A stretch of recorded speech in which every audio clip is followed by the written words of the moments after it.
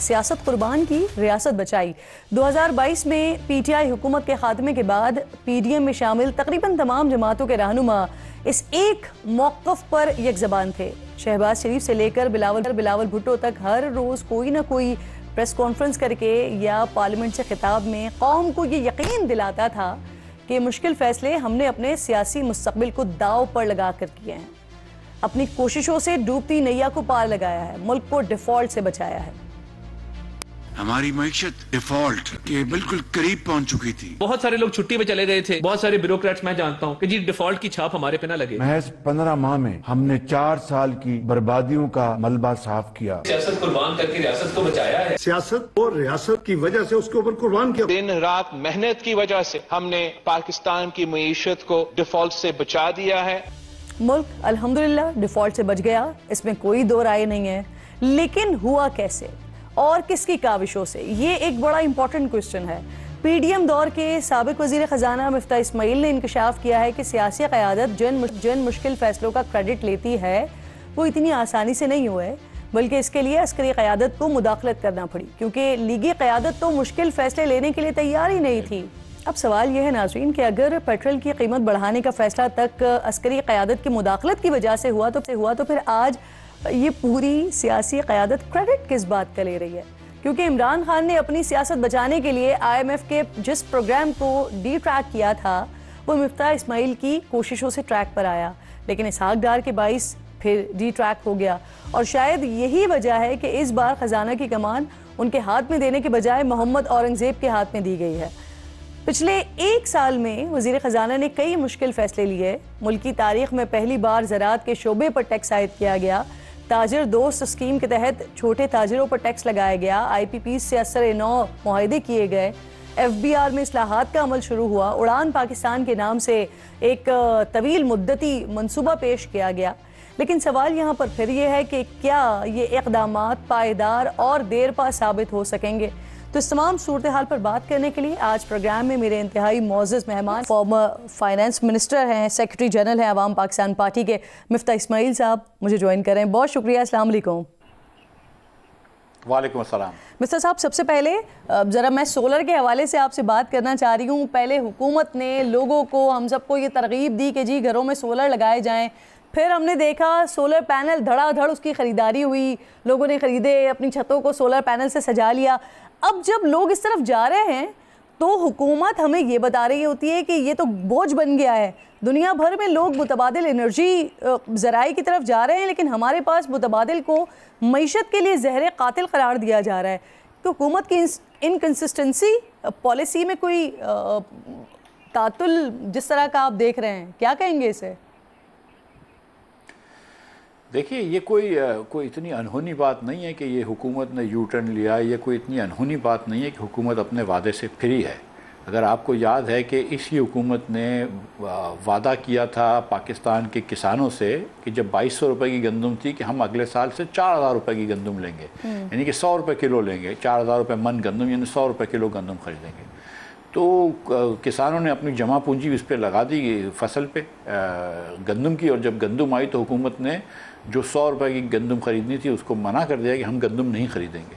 इसी तरह इन्होंने शहबाज शरीफ साहब 3-4 महीने पहले तक ये कह रहे थे कि न सिर्फ सोलर हर घर पे होना चाहिए, बल्कि वो मैंडेट करने की बात कर रहे थे कि लाजिम करना चाह रहे थे वो कि हर घर को सोलर लगाना ज़रूरी है। और जब इन्होंने सोलर लगा दिया तो आज इन्होंने कह दिया कि नहीं, हम सोलर के वो पैसे नहीं देंगे।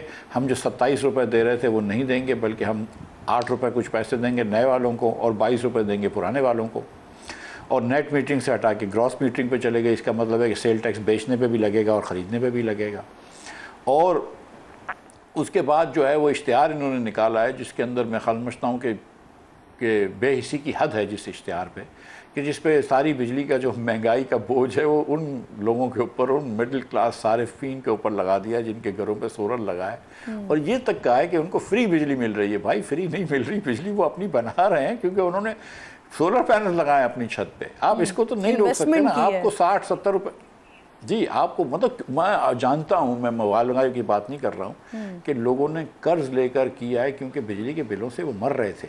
आप 60 या 70 रुपए की बिजली बेच रहे हैं। आप दुनिया में गरीब मुल्क में, डेवलपिंग कंट्रीज़ में दुनिया की सबसे महंगी बिजली बेच रहे हैं, और अगर कोई आदमी अपने घर पे बिजली बना लेता है तो आप उस पर भी नाराज़ होते हैं।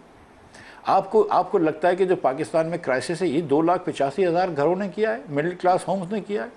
ये क्राइसिस वो 2 दर्जन सियासतदानों ने और दीगर ने किया है कि जिन्होंने ये गलत फैसले किए थे कि आपको 1269 यूनिट बुरे लग रहे हैं जो कि बिजली के सारिफ ने बेचे हैं बिजली की कंपनियों को, लेकिन वो 22,000 यूनिट आपका बोझ नज़र नहीं आ रहा, आपको 22,000 गीगावाट आवर्स का बोझ नज़र नहीं आ रहा जो बिजली की तकसीम और तरसील और तकसीम में डिस्कोस ने खो दिए हैं।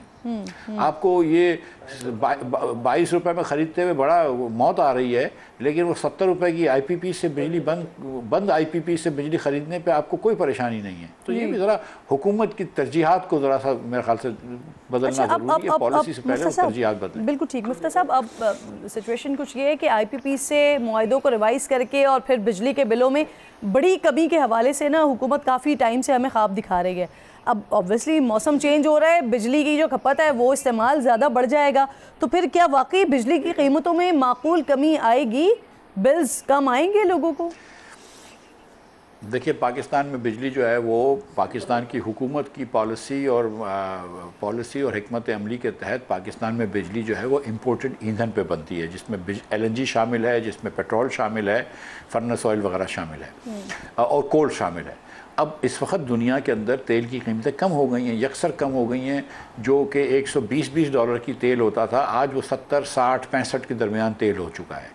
LNG जो थी, जो कि आपको $18 में मिलती थी, आज $6, $7, $8 में मिल रही है। हुकूमत की कीमत खरीद गालिबन $9 है। तो सिर्फ फ्यूल का कंपोनेंट कम होने से 5-6 रुपये बिजली तो वैसे ही कम हो जानी चाहिए। वो अब तक इन्होंने नहीं करी। वो इंतज़ार कर रहे हैं कि शहबाज शरीफ आएंगे और ढोल पीटेंगे और फिर ये बताएंगे कि मैं बिजली कम कर रहा हूँ। जब ये फ्यूल एडजस्टमेंट चार्जेस 4-4 रुपये के बढ़ते हैं तो उस दिन शहबाज शरीफ साहब तशरीफ़ नहीं लाते TV पे। लेकिन जिस दिन फ्यूल एडजस्टमेंट चार्जेस अब कम होंगे उस दिन वो हमको ज़ाहिर है कि वो खुद अपनी सारी क्रेडिट उनकी है। दुनिया भर में जो तेल की कीमत कम हुई है वो शहबाज शरीफ की वजह से हुई है। अच्छा मुफ्ती साहब, मसला ये कि पाकिस्तान में हर साल एक चीनी का बहरान तो ये हो गया, ये जो है ना वो हर एग्ज़ाम में आने वाला लाजमी सवाल हो गया है, जिसके इम्तिहान से ऑब्वियसली आवाम को गुजरना पड़ता है।